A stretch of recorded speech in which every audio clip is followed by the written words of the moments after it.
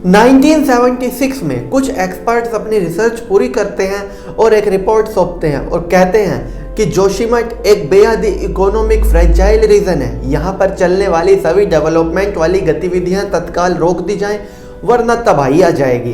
क्योंकि जोशीमठ जिस पहाड़ी के ऊपर स्थित है वो पहाड़ी वैसी पहाड़ी नहीं है कि वो इतना ज़्यादा डेवलपमेंट वर्क बर्दाश्त करेगी। काफ़ी ज़्यादा सेंसिटिव एरिया है और यहाँ पर अगर प्रलय को आने से रोकना है तो तमाम डेवलपमेंट के वर्क रोके जाएं। जोशीमठ को प्रिजर्व किया जाए एक एंशिएंट टाउन की तरह, एंशिएंट सिटी की तरह। जैसे पुराने वक्त में शहर गांव हुआ करते थे ऐसे ही जोशीमठ को रहने दिया जाए। जोशीमठ को बाकी दुनिया से अलग समझा जाए। लेकिन एक्सपर्ट्स की वार्निंग को इग्नोर किया जाता है सरकार के द्वारा और लोकल्स के भी द्वारा। लोकल्स और सरकार दोनों ही चाहते हैं कि टूरिज्म ज़्यादा से ज़्यादा जोशीमठ में आए और लोकल्स जिनके घर अच्छी जगह पर हैं, ऑन रोड है या फिर ऐसी लोकेशन पे है वहाँ से हिल व्यू दिखता है, वो अपने घरों में इलीगल होटल बनाना चाहते थे, वो तमाम रेस्टोरेंट बनाना चाहते थे ताकि लोकल्स आए, कोई हनीमून मनाने आए, कोई घूमने आए परिवार के साथ और उनकी कमाई हो। इन द एंड टूरिज्म या यूं कह लीजिए पहाड़ों वाली मैगी की भेंट चढ़ रहा है जोशीमठ, तो ये कहना बिल्कुल भी गलत नहीं होगा।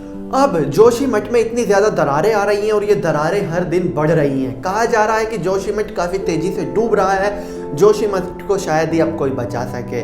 वहीं लोकल्स कह रहे हैं कि नीचे इस पहाड़ी के नीचे जो टनल बन रही है वो मेन रीज़न है। लगातार टनल खोदने वाली मशीनें चल रही हैं, इधर दरारें आ रही हैं और उधर मशीनें चल रही हैं। टनल खोदने वाली वो काम नहीं रुका। टनल बनाने वाली कंपनी कह रही है कि टनल में तो कहीं से कहीं तक कोई क्रैक आया ही नहीं और पहाड़ों में भी टनल बनते हैं, टनल इसका कारण नहीं हो सकता। जाहिर सी बात है टनल बनाने वाली कंपनी ने तो ठेका लिया है सरकार से टनल बनाने का और वो तो टनल बनाएगी ही अब। लेकिन क्या सिर्फ एक टनल की वजह से जोशीमठ डूब रहा है? इसके पीछे बहुत से रीज़न हो सकते हैं, लेकिन ज़रा आप सोचिए, जब एक छोटा सा शहर या यूँ कह लीजिए छोटा सा गांव जिसमें 10-12 हज़ार से ज़्यादा लोग नहीं होने चाहिए थे, वहाँ पर पूरी साल बाहर के लोग रहते हैं, 40-50 हज़ार हमेशा जनसंख्या हुई रहती है, बाहर के लोग जाते हैं, इतना ज़्यादा पोल्यूशन फैलाते हैं। दिल्ली NCR जैसे पोल्यूटेड इलाके में से निकल के लोग सुकून के पल बिताने जोशीमठ में जाते हैं और जोशीमठ के लोग चाहते हैं कि और ज़्यादा लोग आएँ, अभी तो कम लोग आ रहे हैं। और जो एक्सपर्ट्स की वार्निंग थी 1976 में, 2022 आ गया, इन बातों को हो गए हैं 46 साल तक उन वार्निंग्स को इग्नोर किया जाता है और अब जोशीमठ में दरारें आ रही हैं। यह सिर्फ जोशीमठ की कहानी नहीं, उत्तराखंड हिमाचल के बहुत इलाकों की कहानी है जहां पर लोकल्स की ग्रीड, गवर्नमेंट की ग्रीड, वहां की लोकल गवर्नमेंट की अनकंट्रोल्ड टूरिज्म। जैसे 25 दिसंबर जैसे ही होता है, अनगिनत गाड़ियां हिमाचल और उत्तराखंड की तरफ जाने लगती है। इन पर कोई कंट्रोल नहीं किया जा सकता, कोई कंट्रोल नहीं है कि इतनी ही गाड़ियां हैं, इतने ही टूरिज्म इस वक्त में आ सकते हैं, कोई रजिस्ट्रेशन नहीं, जिसको जाना है जाइए। और उसके बाद पहाड़ों पर क्या हाल होता है न्यू ईयर के आसपास, ये तो मुझे आपको बताने की ज़रूरत नहीं है।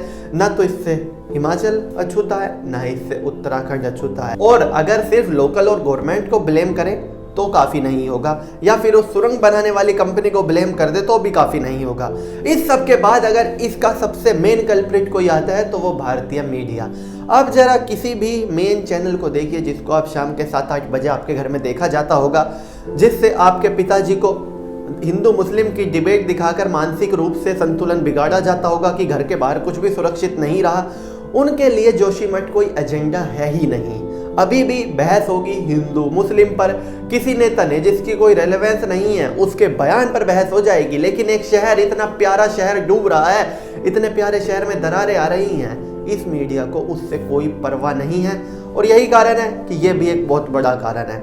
बहुत सारे रीज़न मिलकर जोशीमठ को बर्बाद करने पर तुले हुए हैं। आज लोकल्स रो रहे हैं, लेकिन अगर लोकल्स ने पहले ध्यान दिया होता कि टूरिज्म यहाँ पर लिमिटेड ही रहे तो ही बेहतर, तो बहुत ही अच्छा होता। अगर वो सुरंग वाली कंपनी का टेंडर ना जाता तो और भी अच्छा होता। आखिर कितने रीजंस गिनाए जाएं जोशीमठ की बर्बादी के? जितने गिनाए जाएं उतने कम हैं। और हमारे देश की मीडिया के तो क्या ही कहने, जरा सोचिए, एक शहर डूब रहा है पूरा का पूरा, उसमें दरारें आ रही हैं और उनके लिए मुद्दा है कि जी फलाने नेता ने ये वाला बयान दे दिया, आज इस पर 1 घंटे की डिबेट तो बनती है। तो चलिए दोस्तों, मैं राहुल दहिया, फिलहाल इस वीडियो के लिए इतना ही। आगे भी इसी तरह की वीडियोस के लिए बने रहिए मेरे साथ। धन्यवाद।